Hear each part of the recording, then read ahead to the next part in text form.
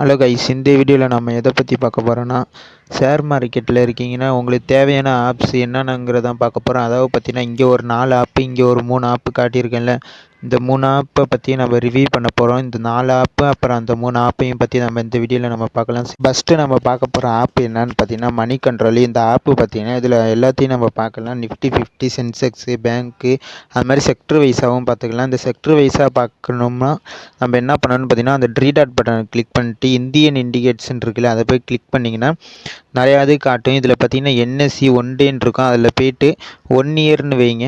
ஏன்னு சொல்கிறேன்னு பார்த்தீங்கன்னா, நீங்கள் ஒரு வருஷமாக எந்த செக்டர் வந்து அண்டர் வேலிடாக இல்லைனா பர்ஃபார்மன்ஸ் பண்ணாமல் ரிட்டர்ன் கிடைக்காம இருக்குதுன்னு நம்ம பார்க்கலாம். அதாவது பார்த்தீங்கன்னா 1 இயராக எந்த செக்டரில் வந்துட்டு ரிட்டர்ன் நிறையா கிடைக்காம இருக்குங்கிறத பார்க்கலாம். இப்போ நம்ம லோன் வச்சிட்டோன்னா லோலேருந்து ஐ போகும். இப்போ பார்த்தீங்கன்னா கீழே வரலாம். செக்டர் வைஸாக இருக்கும். லோவில் பார்த்தீங்கன்னா நெகட்டிவில் இருக்குது மீடியா செக்டரு. அடுத்து ப்ரைவேட் செக்டர் பார்த்தீங்கன்னா 11% தான் கிடச்சிருக்கு. அதே மாதிரியே ஃபினான்ஸ் சர்வீஸ் இருக்குல்ல, அதில் பார்த்தீங்கன்னா 20% தான் இருக்குது. எஃப்எம்இஜி பார்த்தீங்கன்னா அதுவும் பார்த்தீங்கன்னா 23% தான் இருக்குது. போக போக பார்த்தீங்கன்னா அதுக்கு மேலே நிறையா ரிட்டர்ன்ஸ் கிடச்சிருக்கும். இதில் பார்த்தீங்கன்னா நிறையா ரிட்டர்ன்ஸ் எதில் கிடச்சிருக்குன்னு பார்த்தீங்கன்னா பப்ளிக் செக்டரில் தான். ஏன்னு உங்களுக்கே தெரியும், நிறையா பப்ளிக் செக்டரில் இருக்கிற எல்லா ஸ்டாக்குமே மேலே போயிடுச்சு. அதுக்கப்புறம் அதர் இண்டிகேட்ஸ்ன்னு இருக்குது பாருங்கள், இது வந்துட்டு வேறு. அதேமாதிரி அதுக்கு மேலே பார்த்தீங்கன்னா நிஃப்டி 50, நிஃப்டி நெக்ஸ்ட் 50, அப்புறம் ஸ்மால் கேப் இதெல்லாம் பார்த்துக்கலாம். ரெண்டாவது நம்ம பார்க்க போகிற ஆப் என்னான்னு பார்த்தீங்கன்னா ட்ரேடிங் வியூ. இதில் இந்த ஆப்பை பற்றி நிறையா பற்றி தெரிஞ்சிருக்கும். ஏன்னு பார்த்தீங்கன்னா இதில் தான் பார்த்தீங்கன்னா சார்ட்லாம் நம்ம பார்த்துக்கலாம். இப்போ பார்த்தீங்கன்னா ட்ரேடிங் வியூ உள்ளே போய்கிட்டு இருக்குது. இதில் போய்ட்டு நம்ம நிஃப்டி 50 டிஃபால்ட்டாகவே காட்டுது. அதில் போய்ட்டு நம்ம இது மாதிரி கொடுத்தோம்னா இப்போ ட்ரேடிங் ஆனதை பார்க்கலாம். இப்போ ரொட்டேட் பண்ணி காட்டுறேன் பாருங்க. இது பார்த்தீங்கன்னா எந்த ஃப்ரேமில் இருக்குதுன்னு பார்த்தீங்கன்னா 1 டே ஃப்ரேமில் இருக்குது. இதை வந்து 1 வீக்காகவும் வச்சுக்கலாம். இது 1 டேன்னு இருக்குது. அதை கிளிக் பண்ணி 1 வீக்குன்னு வச்சிங்கன்னா சார்ட்லாம் பார்த்தீங்கன்னா 1 வீக்குக்கு வந்துடும். இந்த 1 வீக்கு 1 டே ஃப்ரேம்லாம் எதுக்குன்னு பார்த்தீங்கன்னா, நீங்கள் வந்துட்டு இது சேனல் க்ரியேட் பண்ணுறதுக்கு யூஸ் பண்ணிக்கலாம். இந்த ட்ரெண்ட் லைனை வச்சு சும்மா நம்மளே ஒரு ட்ரெண்ட் லைனை க்ரியேட் பண்ணலாம். இந்த மாதிரி வச்சுக்கிட்டு நம்ம இந்த டெக்னிக்கல் டேர்ம்ஸ், இந்த டெக்னிக்கல் அனலைஸ் பற்றி உங்களுக்கு வீடியோ வேணுமாங்கிறதே மறக்காமல் கமெண்ட்டில் சொல்லுங்கள். இந்த மாதிரி போகும்போது சப்போர்ட்டில் படம் வந்து மேலே பேருக்கு பாருங்கள். இதை நம்ம கணிச்சு நம்ம இன்வெஸ்ட் பண்ணலாம். இதுவும் பார்த்திங்கன்னா ஒரு ஸ்ட்ராட்டஜி மாதிரி தான்.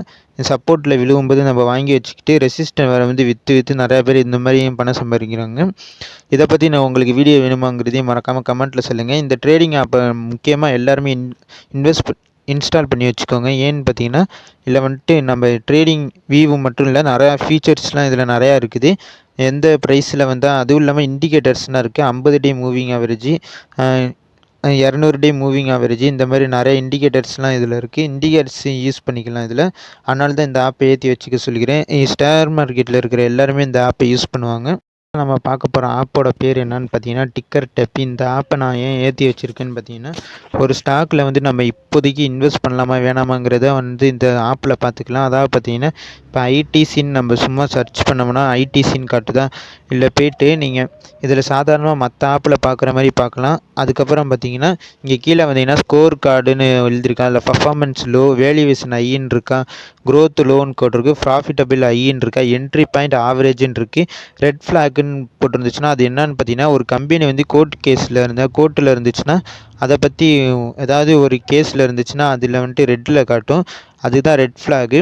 நோ ரெட் ஃப்ளாக் ஃபவுண்டுன்னு வந்திருக்கு. அப்புறம் என்ட்ரி பாயிண்ட் பார்த்தீங்கன்னா ஆவரேஜ்ன்னு இருக்குது. இதை வச்சு நம்ம கண்டுபிடிச்சிடலாம். அதுக்கப்புறம் மற்ற ஆப்பில் பார்க்குற மாதிரி தான் இதுலேயும் இருக்கும். அதுக்கப்புறம் பார்த்திங்கன்னா இதில் டிவிடெண்டையும் நம்ம தனியாக பார்த்துக்கலாம். எந்த வருஷத்துலேருந்து வேணாலும் பார்த்துக்கலாம். இங்கே இருக்க லோட் மோர் போய்கிட்டே இருக்கும். எத்தனை வாட்டி கொடுத்துருக்காங்கிறத நம்ம பார்த்துக்கிட்டே இருக்கலாம் டிவிடெண்டு. அதனால தான் கைஸ் நான் இந்த ஆப்பை ஏற்றி வச்சுருக்கேன். உங்களுக்கு வேணுன்னா நீங்கள் ப்ளே ஸ்டோரில் போய் டிக்கர் டேப்னு சர்ச் பண்ணிங்கன்னா இந்த ஆப் வரும். இப்போ என்னென்னு பார்த்தீங்கன்னா இன்வெஸ்ட் பண்ணுற எல்லாருக்குமே யூஸ் ஆகிற ஆப்பு. அதாவது பார்த்தீங்கன்னா ஸ்க்ரீனர். இதை வந்துட்டு நீங்கள் கூகுளில் சர்ச் பண்ணாலும் வரும், screener.in பண்ணாலும் வரும். அப்படி இல்லைனா பார்த்தீங்கன்னா நீங்கள் ப்ளே ஸ்டோரில் போய் டவுன்லோட் பண்ணாலும் இதே மாதிரி தான் வரும்.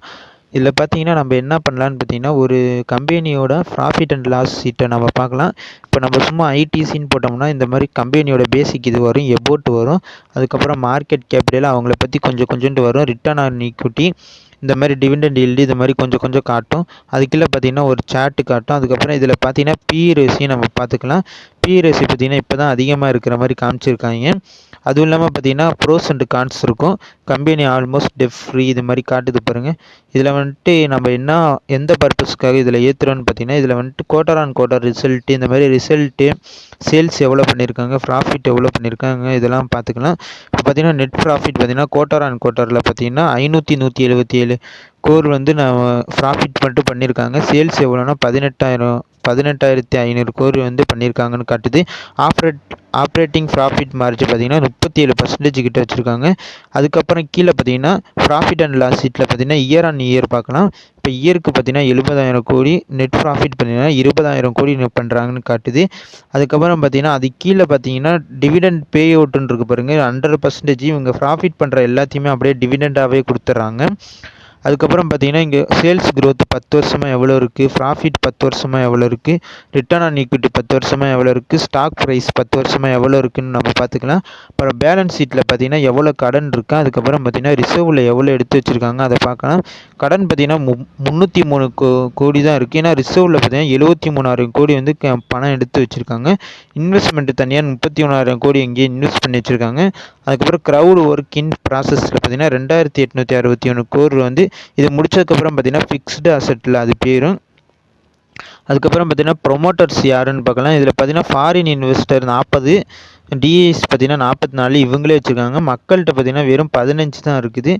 இதுலேயும் பார்த்தீங்கன்னா மக்கள்கிட்ட பார்த்தீங்கன்னா 15% கிட்ட தான் இருக்குது. கவர்மெண்ட்டுக்கிட்ட ஒரு 0.04% கிட்ட இருக்குது. இதில் சர்ச்சில் போய் பார்த்தீங்கன்னா நீங்கள் எந்த கம்பெனி வேணாலும் பார்க்கலாம். ஐடிஎஃப்சி பஸ்ட்டுன்னு போட்டாலும் அதோடதையும் பார்க்கலாம். நீங்கள் எந்த கம்பெனியோட ப்ராஃபிட் அண்ட் லாஸ் ஷீட் பார்க்கணுனாலும் screener.in யூஸ் பண்ணுங்கள். அதுவும் இல்லாமல் ஈஸியாக பார்க்கலாம். குவார்ட்டர் ஆன் குவார்ட்டர் ரிசல்ட்டு பக்கத்துலேயே இருக்கும். நம்ம கம்பேர் பண்ணியும் பார்த்துக்கலாம். அதுக்கப்புறம் பார்த்தீங்கன்னா இயர் ஆன் இயருக்கு வந்துட்டு ப்ராஃபிட் அண்ட் லாஸ் இருக்குது. பேலன்ஸ் ஷீட்டும் நம்ம பார்த்துக்கலாம் ஈஸியாகவே. அப்புறம் ப்ரொமோட்டர் ஹோல்டிங்கும் பார்க்கலாம். இயர்லேயும் பார்த்தீங்கன்னா எவ்வளோ இன்வெஸ்ட் பண்ணியிருக்காங்க ஃபாரின் இன்வெஸ்டர், அதுக்கு ஒரு டிஐசி எவ்வளோ இன்வெஸ்ட் பண்ணியிருக்காங்க அதையும் நம்ம பார்த்துக்கலாம்.